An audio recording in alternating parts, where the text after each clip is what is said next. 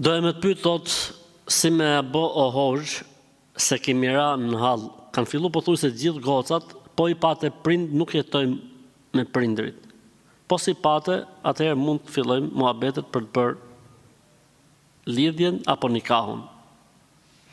Si të veprojmë se unë duhet të jetoj me prindrit, mirë po unë e kuptoj që vajzat nuk pranojnë një gjë të tillë.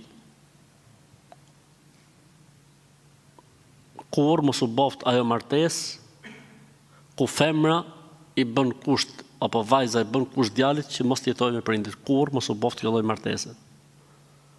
Është e turpshme që vajzat kërkojnë kushte të tilla.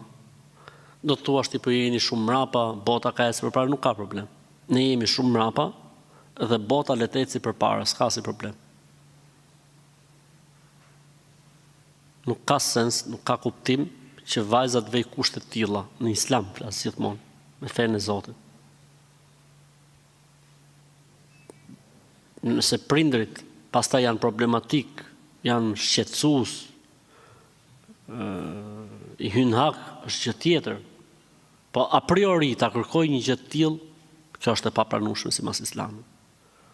Kështu që derisa të gjesh një vajzë të mirë, devotshme, që nuk vën kushtet xhahilijeti, ky është kushti i xhahilijetit, jo kushti islamik. Xhahilieti thonë, po as në xhahilijet nuk ekziston këtë lloj kushtesh.